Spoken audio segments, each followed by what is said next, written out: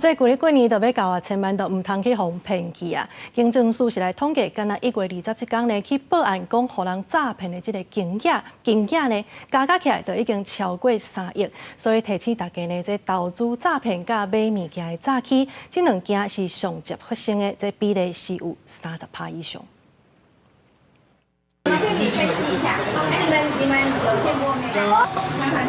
银行柜台前，警方登记巡视，发现这个姓周的查某人户头有各样侵入顺门，发现伊最近竟然真侪解汇钱入去一个姓孙查某人的户头，啊，不过两个人根本无接见面，警方赶紧介入扣劝。另外，还有大安区警方最近就2届接到民众报案，诈骗集团利用社群媒体讲投资比特币稳赚未了，分别互人骗453万加700万。农历春节伫要到啊，民众手头钱较济，诈骗集团嘛对咧来。 蛮常见的，应该说就自求多福。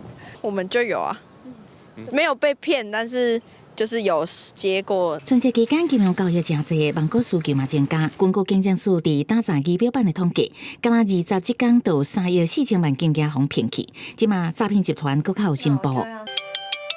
时讯通话点一个新功能，也可会当分享任务画面，互沟通更加方便。不过社群平台特别提醒，有不法分子利用民众唔知新功能来犯罪。诈骗集团是假金融机构放贷款广告予民众关心，各加讲要进行核贷验证，怪民众开分享任务功能。真侪人唔知影这个时阵告知会全部互对方看了，稍微告知外泄，甚至银行消耗的资金都互人偷领去。另外，爱防范的是购物诈欺，嘛伫春节期间比例快速升悬。可能会要求你使用其他的交易平台再传送一个钓鱼连结啊，最后诈骗集团在洗脑说要进行金流验证，要他汇款到指定账户。刑事局提醒，诈骗集团有可能假做买主，以操作付钱的名义要求卖主点唔知影连结，落地现金都可能飞去。内政部嘛提醒5大要点，包括谨慎选投资管道，小心话术，注意选网购平台，避免买价差大的商品，也加谨慎选付钱方式。